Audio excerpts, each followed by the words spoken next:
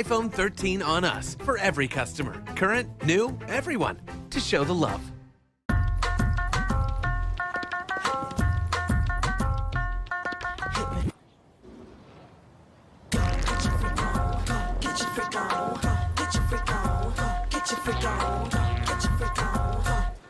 Welcome back to The Pivot with Stephanie Humphrey. Black Lives Matter Plaza, White House in the background, a place where a lot of decisions are getting made right now about the future of this country, our money, defense, civil rights, justice, everything. A lot of uncertainty floating around all of the decisions that we make on a daily basis. And especially if you're looking to pivot, you might not be so sure about whether or not the choices you're making are the right ones for you at the time. So that's what we're going to talk about today. Uncertainty, imposter syndrome. Is this what I really should be doing? I have a little bit of uncertainty around this very show, if I can be honest with you. I wasn't sure I wanted to be so vulnerable, but Roland said people need to know, and so I am here to help the people. We have Dr. Brandi Baldwin as our guest today. She is the CEO of Millennial Ventures and a leadership, diversity, equity, inclusion expert, and she's going to help us understand how to deal with that uncertainty when it comes up in our lives and some tips on how to fight imposter syndrome. Stay tuned.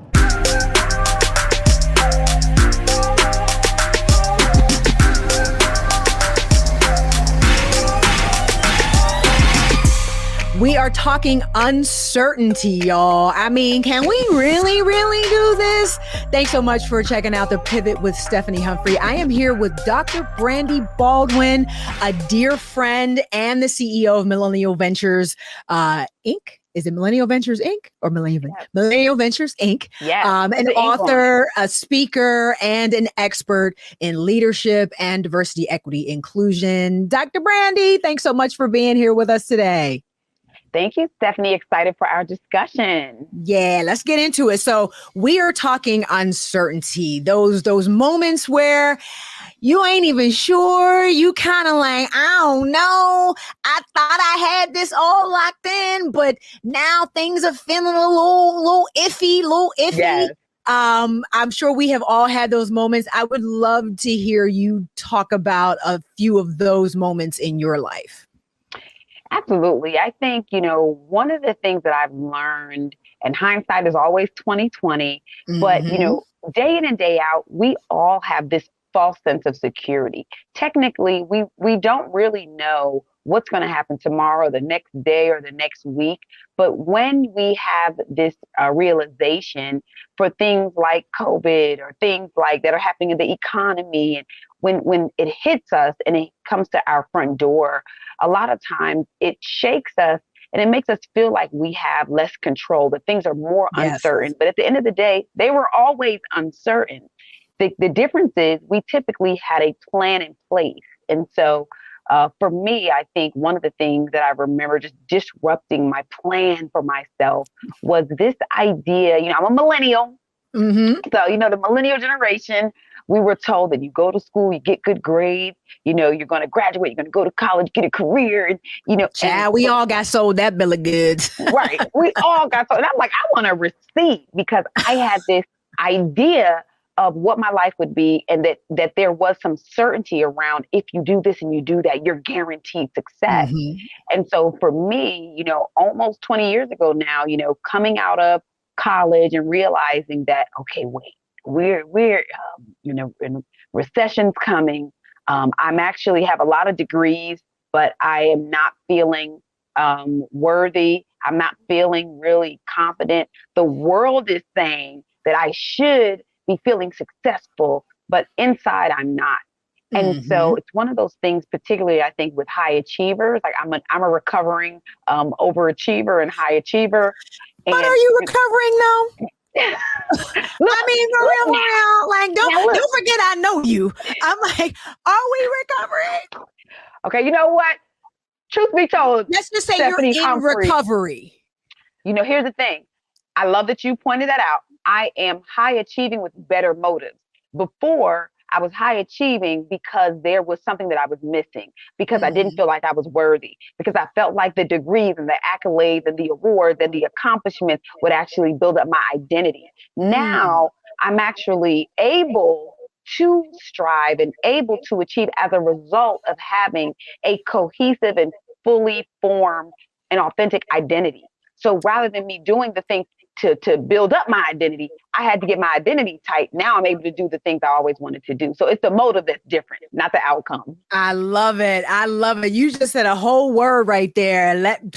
Listen, you got to already know who you are, or all of that other extra stuff ain't going to make a bit of difference. It is not going to change who you are on the inside if you haven't already done that inner work. And I think that's where a lot of the uncertainty can come from, is when you don't have that, you're not grounded in a stable sense of self. You know, when you're like, when there's that inner turmoil, that manifests itself into, well, I don't know if this is going to work out, because you don't know if you're good enough to make it work out. Well, I don't know if I'm going to get this gig, or I don't know if this business is going to fail or not, because you still don't know if the vision is solid. You know, was this plan even the plan I was supposed to have in the first place? You know, has my mindset been on the right things and focused on the right things? So all of that uncertainty really starts on the inside, and if I'm hearing you correctly, and kind of manifests in, oh, well, the economy is bad right now, so maybe this might not be the best time for me to do this, or COVID got me all jammed up, so that's why I didn't succeed at this thing. Like, it ain't necessarily those external factors, you know what I mean? It was what was happening. I mean, now don't get me wrong, like, if the stock market crashes and you lose all your money, you know, things might go left. However, I think by and large, if the inside ain't right, you know what Lauren say? How you gonna win if you ain't right within? Not a bar. That's a whole bar right there. She said it. We should have been listening. We hear you, Miss Lauren. We hear you. That was on the first real album. Come on now. But you know what? One of the things to what you're saying is, you know, part of it is this idea. People have to understand that either you trust that everything's going to be okay, that you trust that you can figure it out, that everything's figure outable. We're all having different experiences. And this is what threw me off and it helped me to get a light bulb moment. It was that in this space and in this place with whatever, maybe inflation, it may be, for me, it was during COVID-19, where I really realized that different people were having totally different experiences with the same circumstances. You know, a lot of times we say, and of course, some people had different starts and they were already at a certain place, maybe before COVID-19, whether it's with business or their mental health or whatever. Right. But I saw people that actually were down in the game. Like it was halftime and they did not look like they were winning. But through COVID-19, they actually came back. They did some things that helped their outcomes to be different. And so at any time in our lives, we have to realize that someone else is experiencing something similar to us.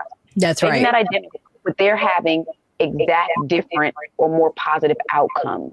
And it's the lens that we're looking at things. I think with that insecurity piece, with that uncertainty piece, there's a lot that's uncertain for all of us. But what lens am I going to choose to look through in order to help me get to the next step? What truth am I going to adopt that is going to serve me, rather than a truth, really a lie, right, that I'm going to adopt that's not going to serve me? And so, not to get too woo-woo, but it all starts here. You're absolutely right. Yep. It's the perspective. Like, what perspective are you choosing today? Are you going to choose to believe that you can't do something because, you know, we are in a bear market right now, or, you know, whatever the case may be? Or are you going to choose to believe that you are worthy and valuable and things like that?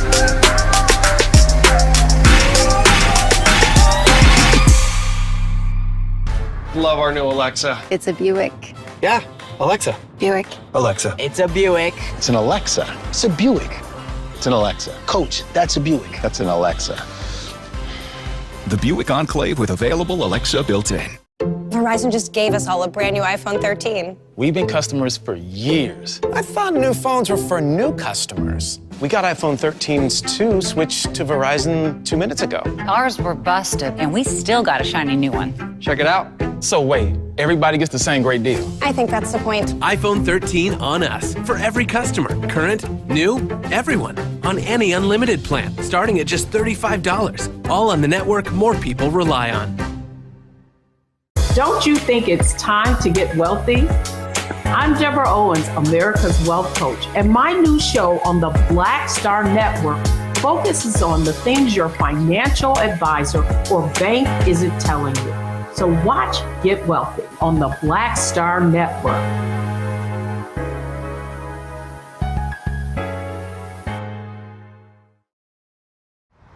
How about sushi? I just had sushi for lunch yesterday.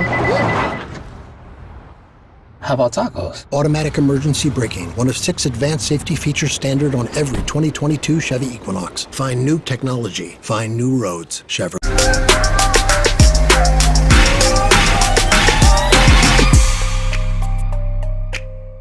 You know, it's funny you mentioned the lie we tell ourselves, because that leads me to my next question. You are a hella dynamic speaker, and you talk a lot in your talks about the idea of perfection. Tell us what that is, how that manifested in your life, and what you did to work through that. Yes. So I always tell the story that I was born in this single parent household, got some Caribbean and Jamaican in my family. Everything can be fixed with the Lord and school. Like education and the Lord, that's all you need in life, That's all you need.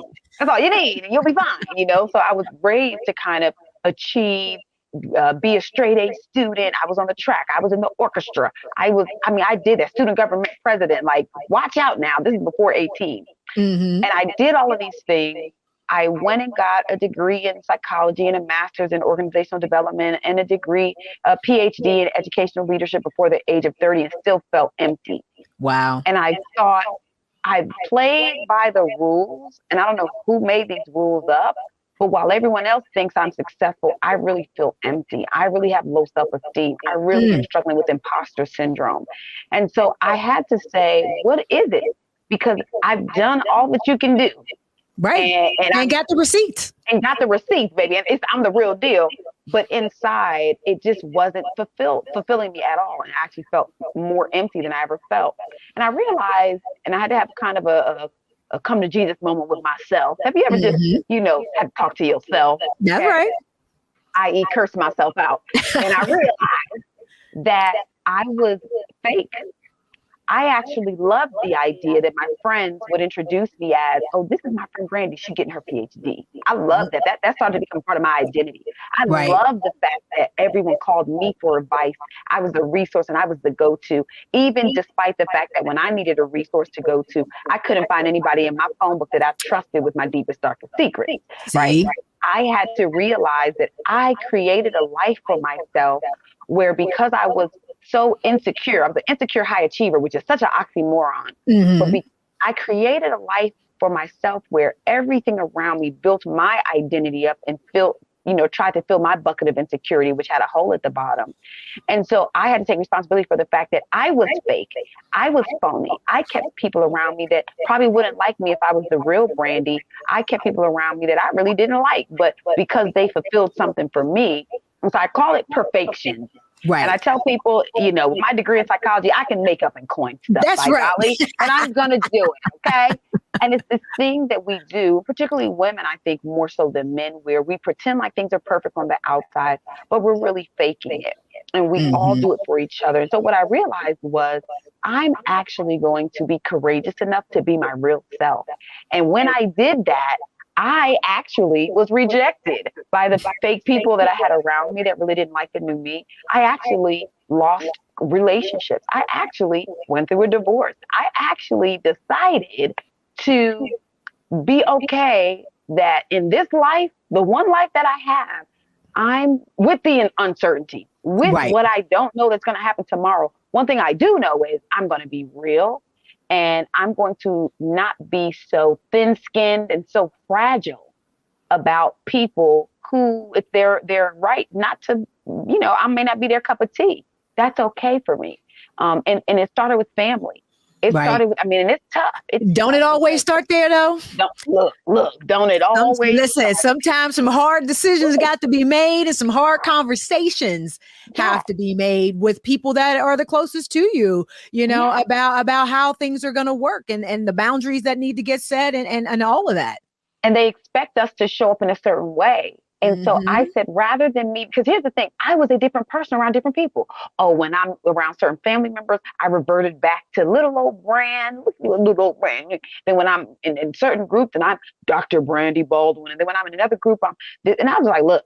And that's not sustainable. That'll drive you crazy. You got split personalities, and that just contributes to the uncertainty because you don't really know who you are, and you have to be all these different things to all these different people. How can you ever be sure that you actually have what it takes to achieve that vision or to do whatever it is you set out to do?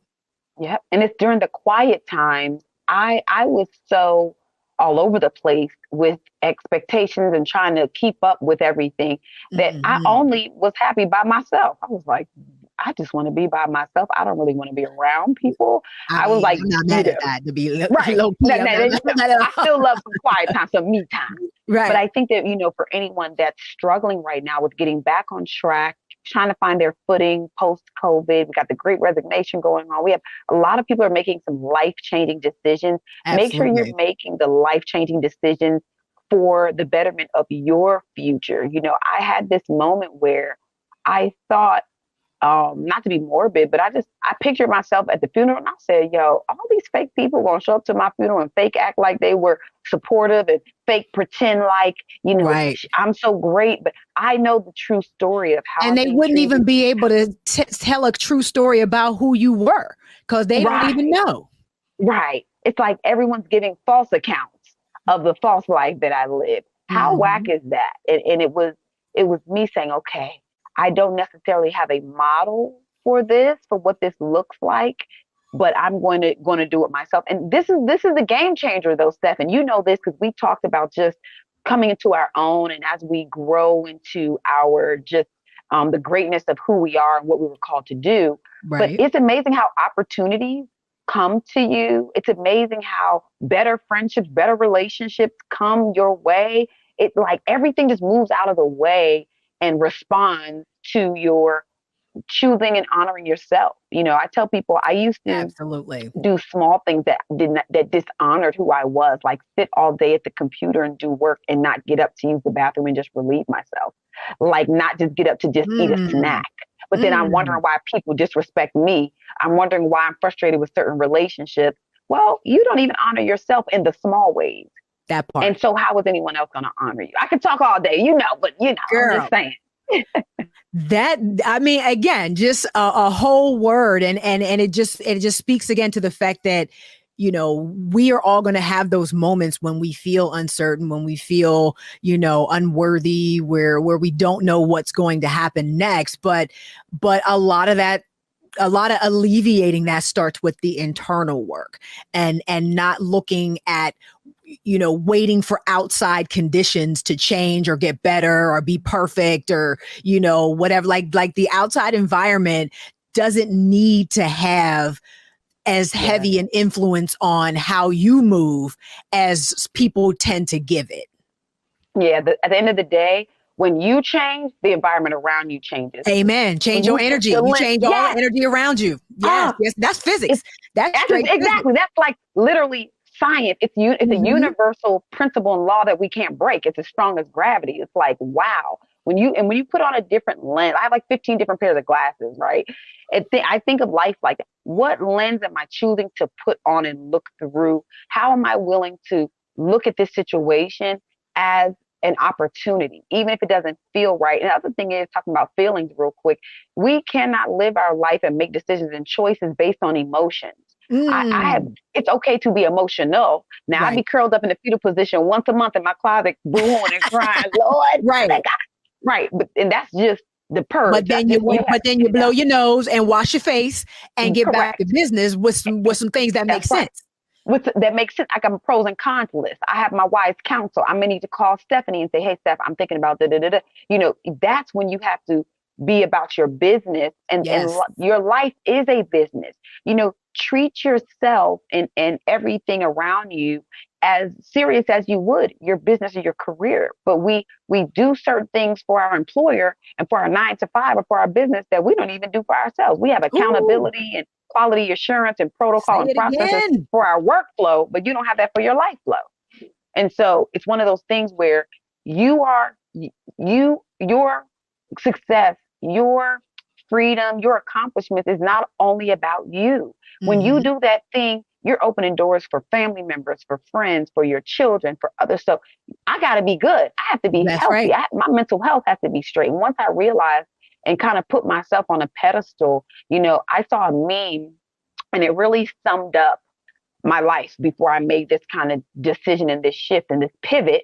And it said, we have to stop teaching our women to measure their strength based on how much toxicity and turmoil they can endure. How much they can endure. Absolutely. Amen. Like, yeah. Wow. And we do that all the time. We do that. I'm a strong woman. I'm a strong Black woman. I've been through it. I'm a ride or die. I don't want to die. I don't want to ride or die. Why does the ride have to include that? Why can't I be a thrive and fly?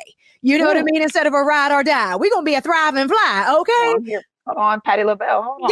Yes. You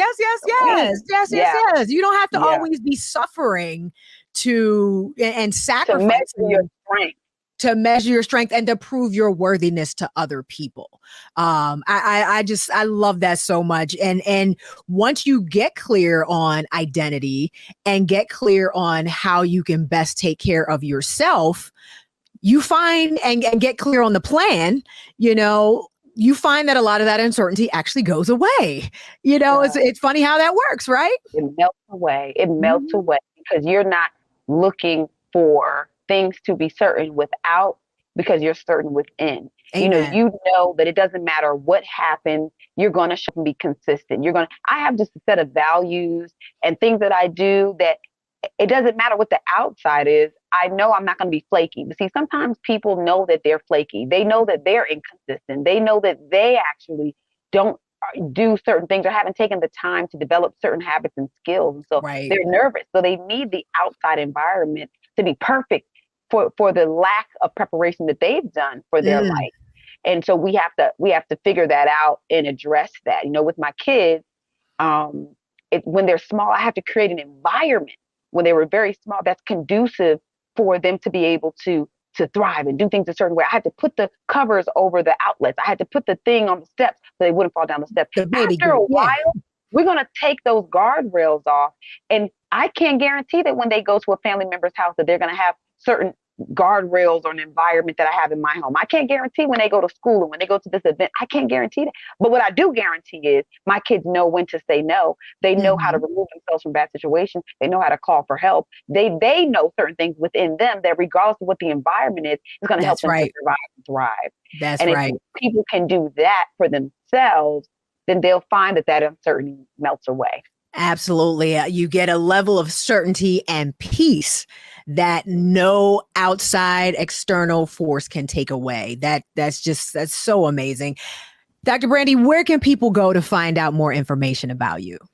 Absolutely. So you can find out what I'm up to at drbrandi.com. It's all spelled out, drbrandi.com, podcast, speaking engagements, everything. That's the main hub. And looking forward to connecting with folks that are listening to The Pivot.